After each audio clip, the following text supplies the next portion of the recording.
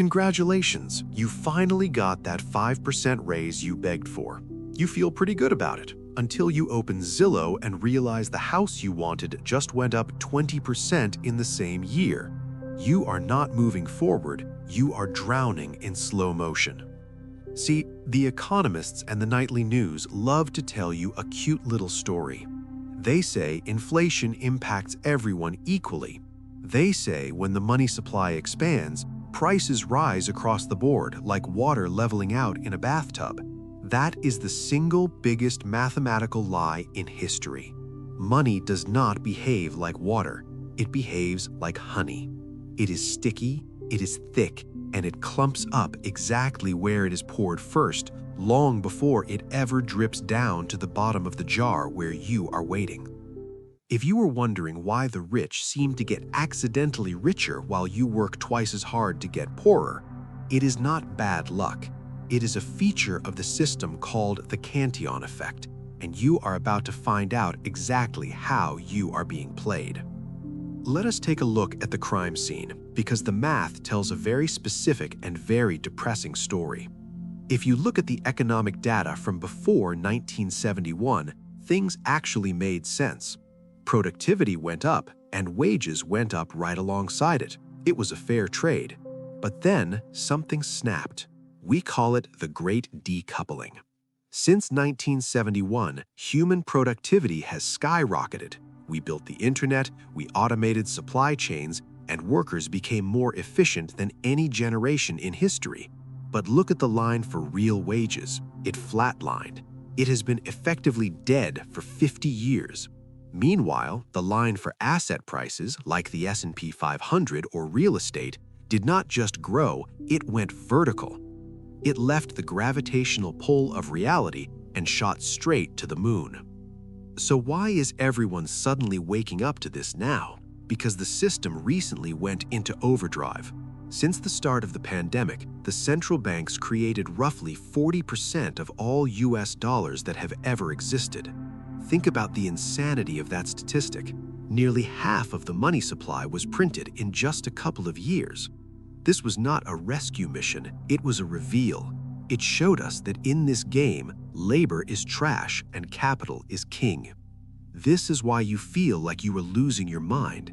You are working harder than your parents ever did, yet you can afford less than they could on a single income. The media wants you to believe this is a personal failure. They write articles telling you to cut back on the lattes and stop buying avocado toast. That is absolute nonsense designed to make you feel guilty. You are not poor because of your spending habits. You are poor because the unit of measurement for your life energy is being diluted. Every time they print $1 billion, the hours you worked yesterday become worth a little bit less today. The currency is leaking value, and you are trying to fill a bucket that has a giant hole in the bottom. Imagine the economy is a giant champagne tower at an exclusive billionaire's party. You know the kind, where thousands of glasses are stacked in a pyramid. This is the only accurate way to visualize how money enters the system. The Federal Reserve does not sprinkle money from a helicopter over your neighborhood. They pour the bottle right at the very top.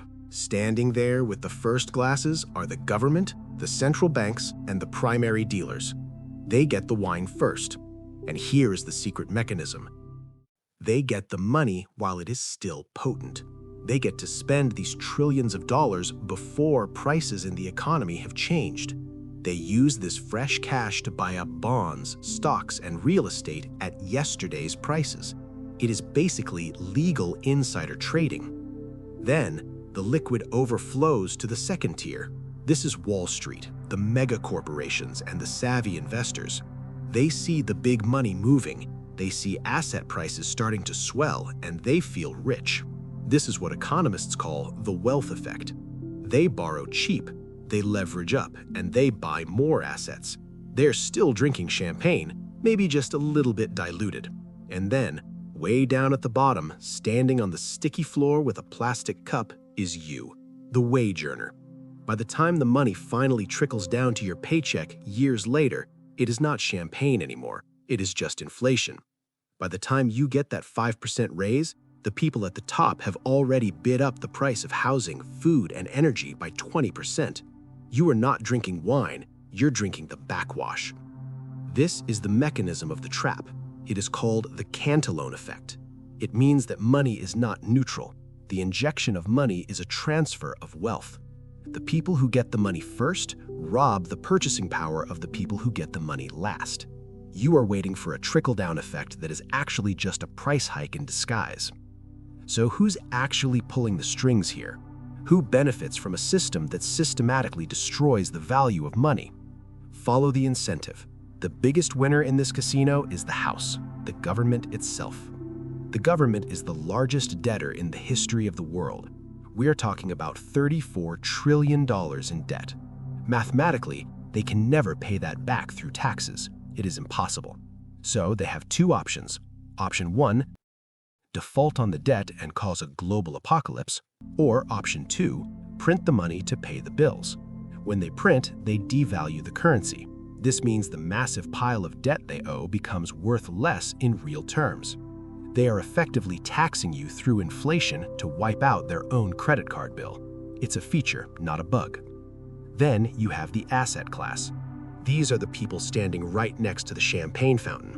When the central bank suppresses interest rates, the rich borrow billions of dollars essentially for free. They do not use this cheap debt to buy groceries or gas. They use it to buy houses, stocks, and companies. They front-run the market. This massive wall of buying pressure sends asset prices into the stratosphere. And here's the twist, the rug pull that nobody talks about. The media keeps telling you that inflation is under control. They say it's only 3%. That is a lie by omission. That 3% number comes from the CPI, the Consumer Price Index. It tracks the price of milk, bread, and cheap plastic toys. It conveniently ignores the price of the things that actually matter for wealth building. We need to talk about asset inflation. While your milk went up 3%, the cost to buy a home or a share of the S&P 500 went up 15 or 20%. The system has tricked you into thinking that rising home prices are a good thing. They call it economic growth. They call it a booming market. That is absolute malarkey. Think about it logically. If your house doubles in price in 5 years, did the house get twice as big? Did it grow a new bedroom overnight? No, the house is exactly the same pile of bricks and wood. The house did not get better, your money just got worse. If the price doubled, it just means the currency lost half of its value against that asset. They are celebrating the destruction of your purchasing power and calling it wealth. And the result is that the middle class is being quietly, permanently pushed out of the possibility of ever owning anything. They are turning you into a permanent renter and telling you to be happy because your portfolio looks green. Let us run the math that your bank manager is terrified you will figure out. Let us assume the real inflation rate, not the manipulated CPI number, but the actual cost of acquiring quality assets is sitting at 15%. Now, imagine you are the model citizen. You work hard, you follow the rules, and you manage to save $10,000 in a savings account paying you a generous 5% interest. You feel responsible. You feel safe. But here's the cold reality. You gained 5% in interest, but the currency itself lost 15% of its purchasing power against the things you actually want to buy. Do the subtraction. You did not make a profit. You technically lost 10% of your wealth. You are running full speed on a treadmill that is moving backwards faster than you can sprint. Saving your wealth in a fiat currency is not a safety net. It is slow financial suicide. You are bleeding out year after year while the bank thanks you for your deposit. So how do you survive in a game that is rigged against you? You have to stop playing by the rules of the 1990s.